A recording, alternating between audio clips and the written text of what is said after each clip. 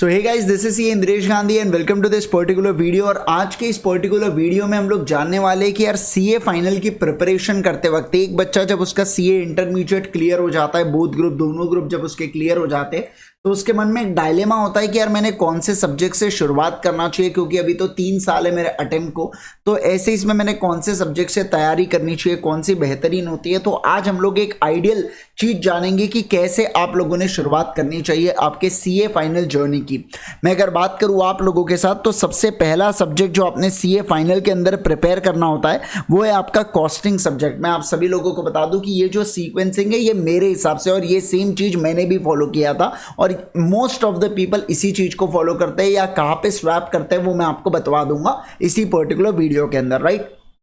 तो ऐसे इसमें सबसे पहली चीज जो होती है बेटा वो है एससीएमपीई वाली चीज, मतलब जो हमारी कॉस्टिंग वाला जो सब्जेक्ट होता है ना, वो कॉस्टिंग का सब्जेक्ट आपने सबसे पहले करना चाहिए। सेकंड चीज की अगर मैं बात करूं तो सेकंड पे आपने एसएफएम करना चाहिए और थर्ड पे एफआर।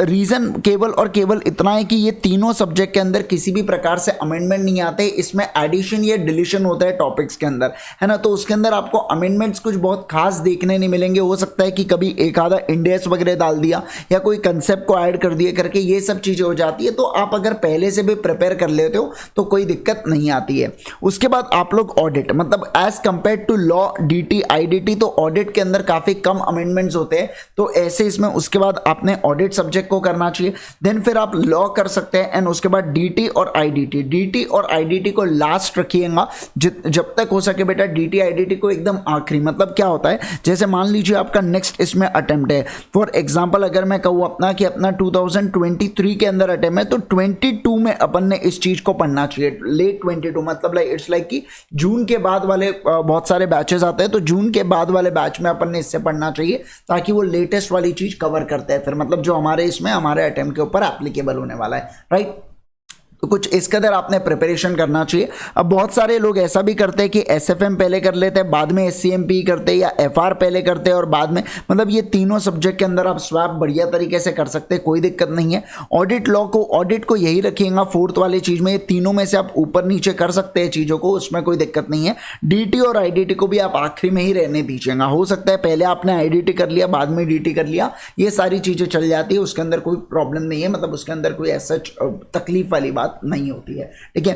तो एक आइडियल सिनेरियो होता है बेटा जिस हिसाब से आपने जाना चाहिए। इससे क्या होता है कि इससे अपने अमेंडमेंट्स को भी अपन ध्यान रख लेते हैं और पढ़ाई भी एकदम बढ़िया तरीके से चलते रहती है।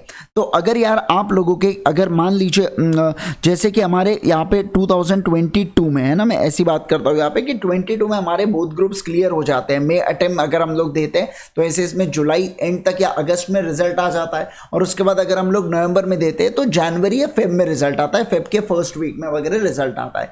तो ऐसे इसमें जब आप पास आउट हो जाते हो तो पास आउट होने के 6 मंथ्स बाद, समझना बात को, आपने अपने प्रिपरेशन चालू कर देना चाहिए। कोई लोग 3 महीने बाद से ही चालू कर देते हैं, वो भी एक ठीक सिनेरियो होता है यार कि अपने 3 साल के अंदर आराम से सब्जेक्ट कवर कर लेना, और उसके बाद 3 महीने से ज्यादा किसी भी सब्जेक्ट को मत चलने दीजिएगा। हाँ, कंपैरेटिवली एफआर बहुत ज़्यादा बड़ा होता है, तो हो सकता है एफआर के अंदर आपको ज़्यादा समय लगे कोई सब्जेक्ट को कंप्लीट करने के लिए, एफआर के अंदर और डीटी के अंदर, लेकिन बाकी सब्जेक्ट को आप 3 महीने के अंदर आराम से कर सकते हैं, ठीक है। तो उसमें कोई दिक्कत नहीं है। तो ये था बेटा एक बेस्ट केस सिनेरियो। अगर आप इस पर्टिकुलर चैनल पे नए हैं तो ज़रूर से सब्सक्राइब कीजिएगा और अपने फ्रेंड्स के साथ ये वीडियो ज़रूर से शेयर कीजिएगा, राइट। तब तक के लिए धन्यवाद। Thank you so much once again.